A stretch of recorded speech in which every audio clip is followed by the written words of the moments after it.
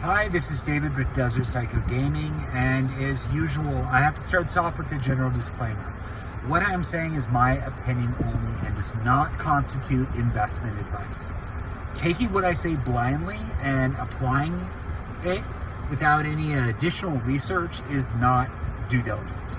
So you always need to do your own research when you're doing any kind of investment. So I'm going to talk a little bit about exclusivity with certain types of products with Metazoo and considerations to make when you're investing in Metazoo. Now, Metazoo is inherently speculative, more so than most other card games, right? It's a new game.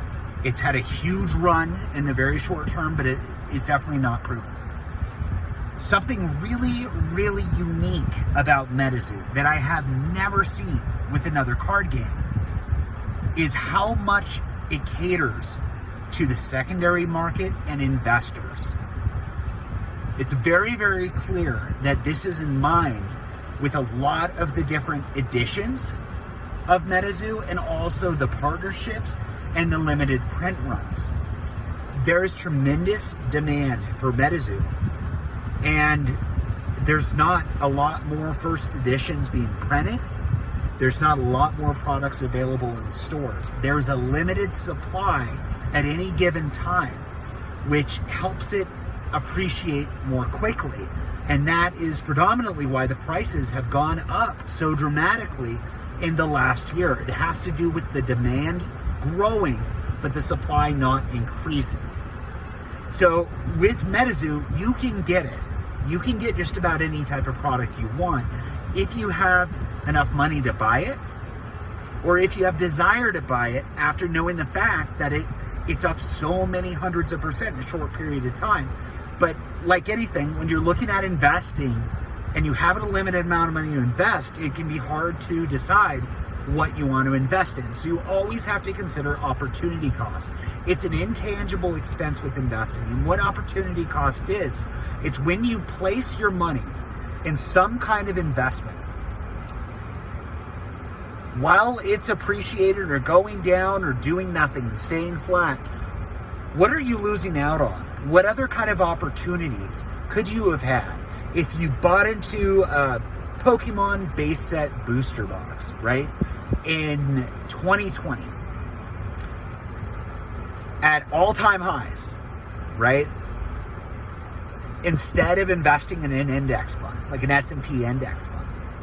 You've got to consider all these other things. And if you're not a stock person, if you're not a real estate person, and you're just a card person, you've got to consider if you're buying into a Metazoo product, is it going to perform better over your expected time horizon, right, than another type of trading card product?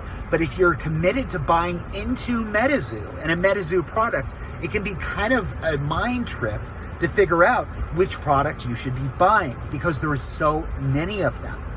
There's first edition boxes from different sets. There's non-alternating boxes. There's a gold label box. There's partnership boxes. There's pin products, promos, collaborations. There's tons and tons of different types of unique products.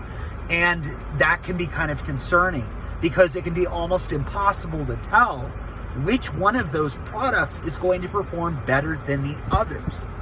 And if you just go straight and say, hey, Kickstarter box is the first, and generally the first appearance or first release of any type of collectible product outperforms mostly everything else. That may be true. However, it's like at least $6,000 right now. So that is a gamble in itself, saying it's going to continue to go on a run because we don't know what kind of successes Metazoo is going to see in the short, intermediate, and long term. A consideration is when a lot of products are very, very expensive, that it may still continue to grow, but by percentage of growth, you may be better off buying something a lot less expensive and buy more of it. Because if you're buying one Kickstarter box at $6,000 and it goes to 10, congratulations, you made $4,000. That is a phenomenal return, especially if it's in the short to intermediate term. But if you were to spend $6,000 on I don't know, Wilderness first edition boxes and it goes to $250, the return is going to be markedly higher. No, I'm not saying Wilderness is going to do that. I'm not saying Kickstarter is going to do that. We don't know what is going to perform, and that's why it is so speculative. But choosing your product within Metazoo, if you're looking at it from an investment standpoint, can be really, really difficult. Because the thing that is going to increase value is demand.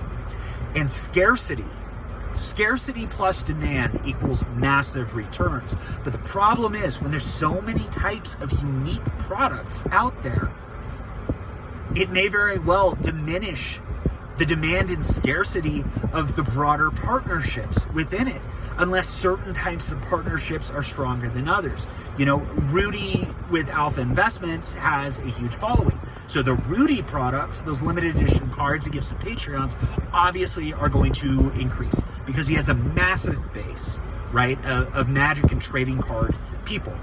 So those products are going to do well. The Pay Money Wubby promos, I don't know. I love Pay Money Wubby, right? I don't know any of the promos, but I don't know how it's going to do because his reach within this very small sector probably isn't as big, although his Twitch reach is massive, right?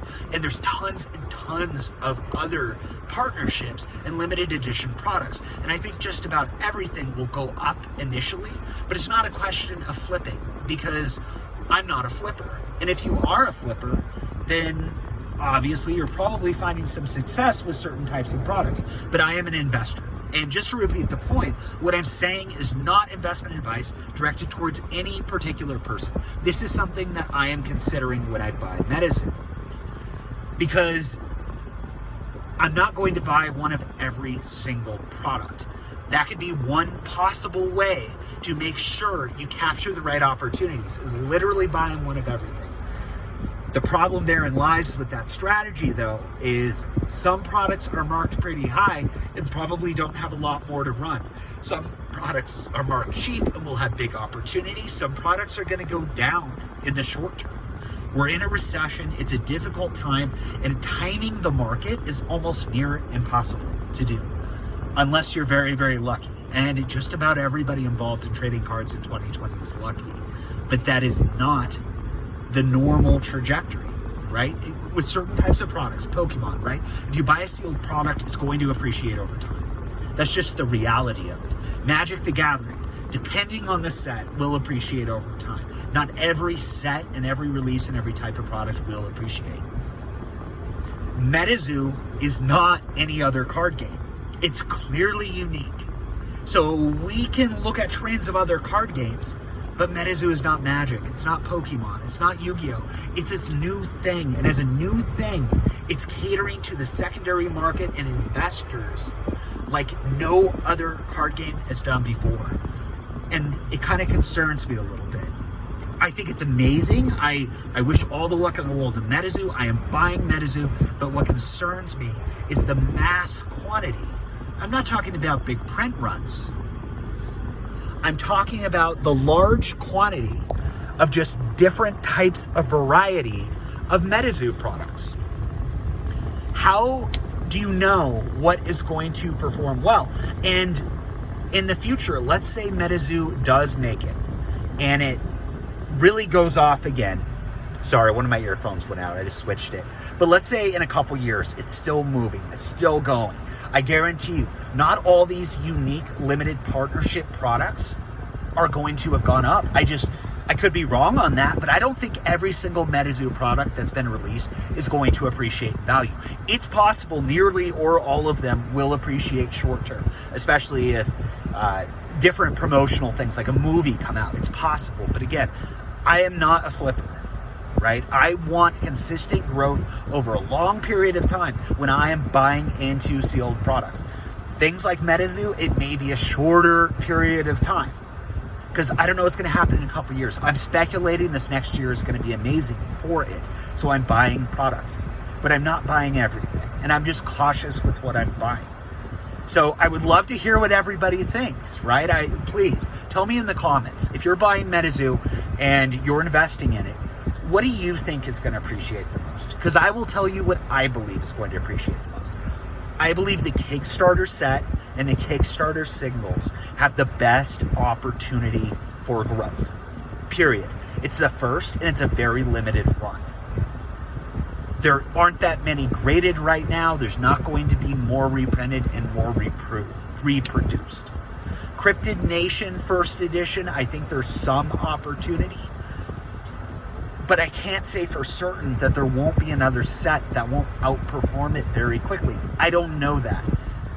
But I do think it's a relatively small run in the larger spectrum. It's a huge print run for such a small game when it launched. But considering the momentum it's growing, I think it's a really, really small run.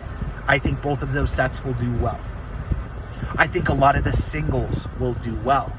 And right now, most of them are doing well. I think if you can get a hold of Kickstarter packs, it could be a good longer term play.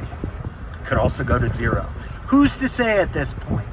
But that's just something I'm really thinking about, and I would love to hear what everybody else thinks. So just to kind of recap my opinion, there are tons of Metazoo products out there. I do not think they're all going to do well. I think with limited partnerships and partnership products that are coming out, I think who the partner is going to matter.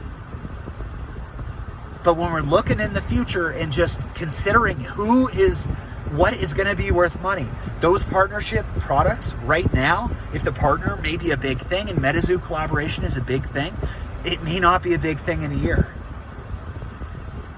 It seems like they're getting partnerships with just about everybody, and popularity can wane. In 5 years, if Metazoo is still going around, I guarantee you, half of these partnership collaborations will not be relevant or significant anymore. So in the short term, there can be a huge run on prices, but when you're buying and investing, the only way to offload product is to find another user. And to make profit, the buyer or the user of the product, hopefully the end collector, has to be willing to buy your product at more than what you paid for it. And for it to make sense, they have to pay more than what you paid for it and have a level of profitability more than what you could have done in something else, right? So when you're buying and holding, of course, there's more risk than just selling immediately, because you can expect certain things and speculate on the behavior of certain things in terms of market movement and performance, but there's a lot of unconsidered variables with that. There's a ton. And when you're buying these limited products,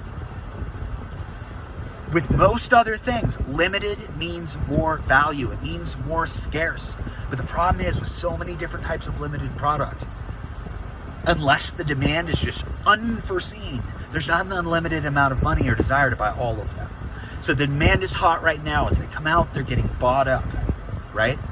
But when you're buying and you're holding and you're waiting, you got to buy stuff that you make sure, in whatever your time frame is, 1, 5, 10 years, whatever you're thinking, that you genuinely believe on the other side of that purchase, that there's going to be somebody out there that wants that card as much as you do now in that time frame down the road.